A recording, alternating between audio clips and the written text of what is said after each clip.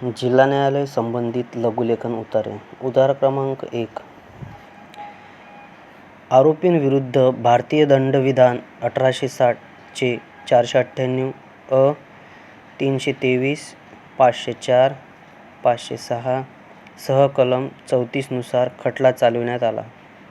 अभियुक्त पक्षाची थोडक्यात हकीकत अशी की पूजा फिर्यादी यांचा नवनाथ यांच्याशी 22/06/2016 रोजी हिंदू रीतिरिवाजाप्रमाणे लग्न झाले.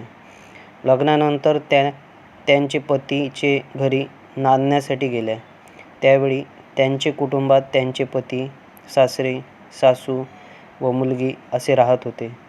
दिनांक 30/5/2020 रोजी त्यांनी पुणे पोलीस स्टेशनला फिर्याद दिली की दिनांक 22/6/2020 ते 23/3/2020 रोजीपर्यंत त्यांचे पती व सासरच्या व्यक्तींनी व नणंदा यांनी तिचा शारीरिक व मानसिक छळ केला.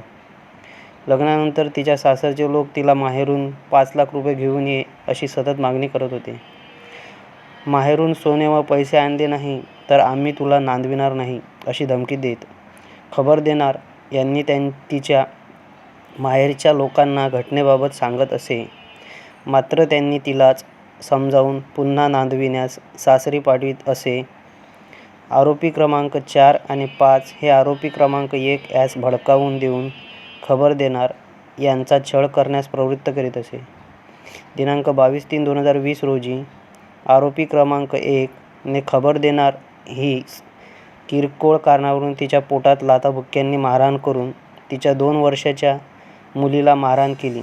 तसेच आरोपी क्रमांक 1 याने खबर देणार हिस माहेरून पैसे घेऊन आली नाही तर तुला मारून टाकेन अशी धमकी देऊन फिर्यादीच्या अंगावरील 10 तोळे सोन्याची चैन हिसकावून घेऊन फिर्यादी व मुलीला धक्के देऊन बाहेर ढकलले.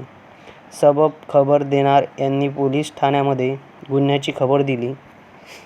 सदरच्या फिर्यादीवरून आरोपींविरुद्ध गुन्हा रजिस्टर क्रमांक 674/2020 प्रमाणे गुन्हा नोंद करण्यात आला. गुन्ह्याचा तपास पोलीस हेड कॉन्स्टेबल यांच्याकडे देण्यात आला. तपास पूर्ण झाल्यानंतर त्यांनी आरोपीविरुद्ध वरील कलमान्वये दोषारोप पत्र दाखल केले.